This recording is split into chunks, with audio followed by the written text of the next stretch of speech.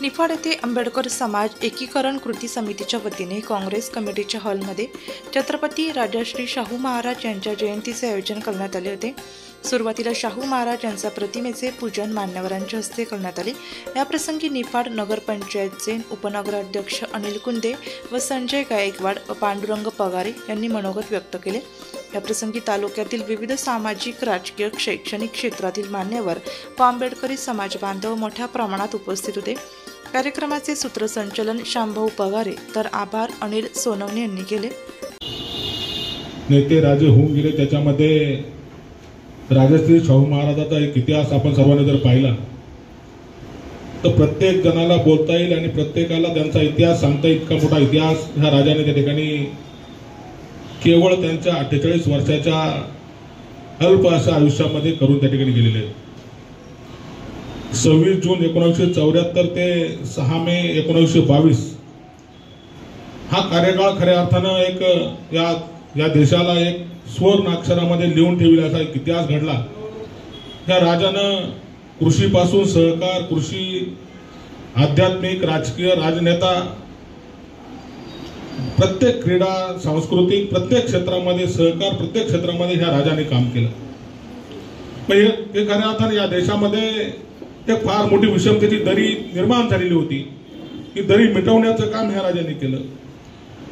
अस्पृश्य आणि स्पृश्य अशी एक मोठं वादळ त्या देशामध्ये सुरू होतं आणि ते चौथ्या छत्रपती शिवाजी महाराजांच्या नंतर त्यांचा एक वारसा राजांनी त्या ठिकाणी अखंडपणे सुरू ठेवला।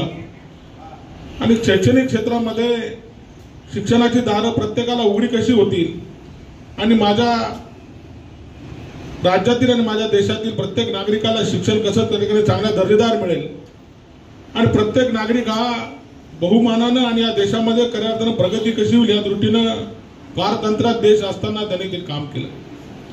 हे काम खऱ्या अर्थानं आपल्याला सर्वांना माहिती आहे, परंतु आपण ही जयंती साजरी करीत असताना आपल्याला जरा एक उजाळा ताईंनी अतिशय सुंदर असं भाषण त्यांनी मांडलं आणि प्रत्येक वक्त्यामधून त्यांच्या राजांचे प्रत्येक गुण त्या ठिकाणी आपण पाहिलेले आहेत।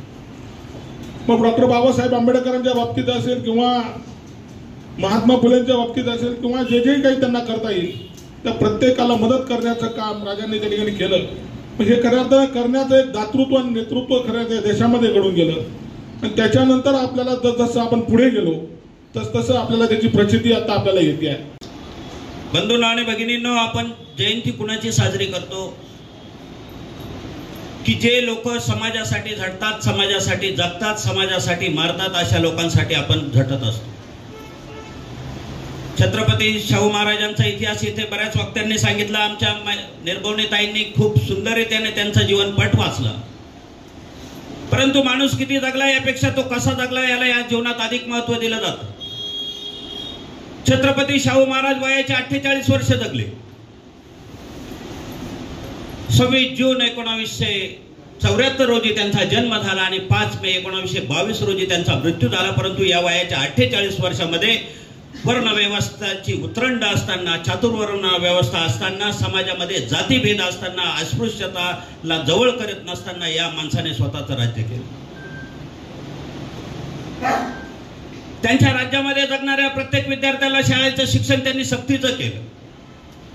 ज्या काळामध्ये माणसाचा बाट लागत होता त्या काळात शिक्षणाची सक्ती करणारा हा जगातील मला वाटतं एकमेव राजा होता। नाशिक लोकशाही न्यूजसाठी सागर निकाळे, निफाड।